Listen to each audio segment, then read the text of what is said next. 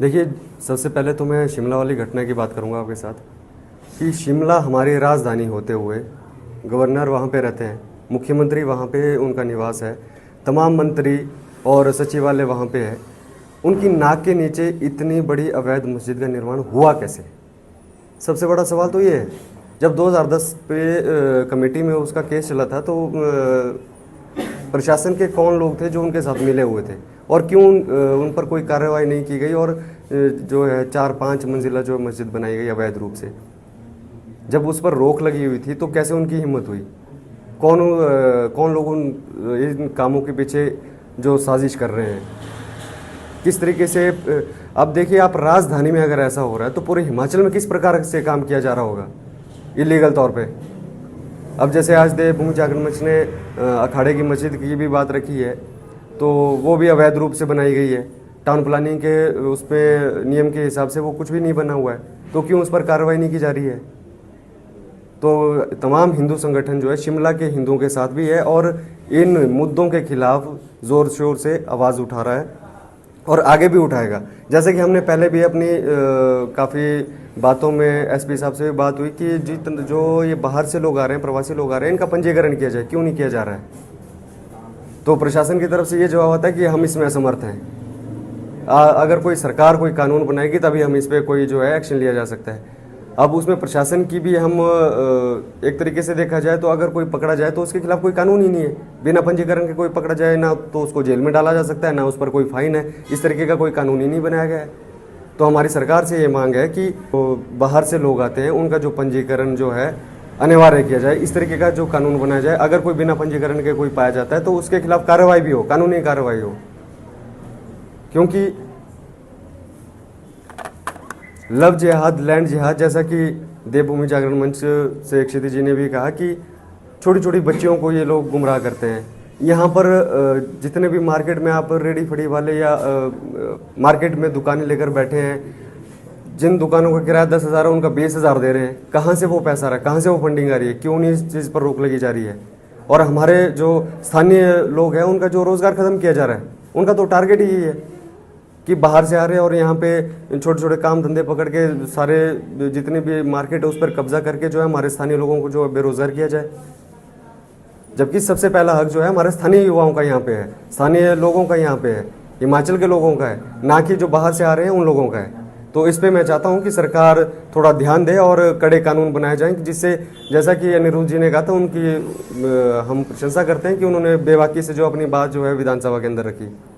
कि किसी भी नेता के अंदर आज तक ये सामर्थ्य पैदा नहीं हुआ कि जिन्होंने विधानसभा के अंदर इस तरीके से बात रखी हो कि अब इतने लोग पंजीकरण, जैसे 190 का जो डाटा उन्होंने रखा और काम करने वाले 1900 से 2000 के करीब है, तो क्यों उन लोगों पर कार्रवाई नहीं की जा रही है? और वो हमारे लोगों का रोज़गार ख़त्म कर रहे हैं। तो हम चाहते हैं कि हमारी मांग ये है कि जल्द से जल्द जो है कानून बनाया जाए और वक्फ बोर्ड इसको तुरंत प्रभाव से निरस्त किया जाए। हिमाचल के अंदर इसका कोई अस्तित्व नहीं है। अब जहाँ भी देखिए आप, कम से कम जो हमारे पास जो एक डाटा जो हमारे तक पहुँच रहा है वो 400 से 500 जो आधिकारिक ज़मीनें हैं इन्होंने कब्जा करके रखी है। कोई मज़ारें बनाई है, कोई कब्रिस्तान है, कोई मस्जिदें बनाई हुई हैं, सरकारी एनक्रोचमेंट की हुई है इन्होंने, सरकारी कोई फॉरेस्ट की ज़मीन पे।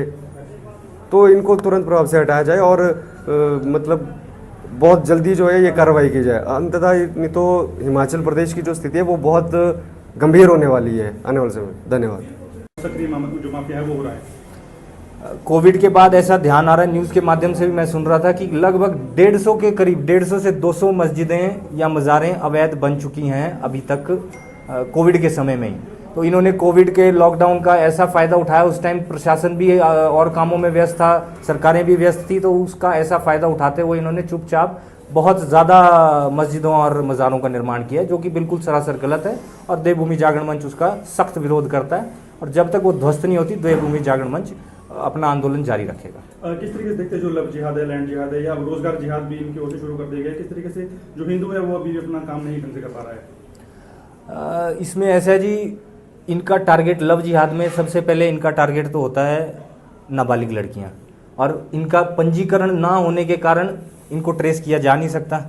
इनका पता नहीं लगता कहाँ चले गए ये हमारी छोटी छोटी बच्चियों को लेके। फिर जब वो बच्चियां 18 वर्ष की हो जाती हैं, उसके बाद बालिग होने के बाद वो इनकी बात करने लगती हैं, मगर उन्हें ये नहीं पता कि आने वाले समय में फिर वो अपने घर से भी जाएंगी और उनके घरों में भी इन्हें कोई खास जगह मिल नहीं पाती, क्योंकि ये अपने हिंदू रीति रिवाजों को मानना चाहती हैं। इन पर दबाव डाला जाता है कि नहीं, आप दूसरे समुदायों के रीति रिवाजों को मानो, जो कि ये नहीं कर पाती, तो इनका जीवन बर्बाद हो जाता है और इससे एक पूरी पीढ़ी बर्बाद हो जाती है।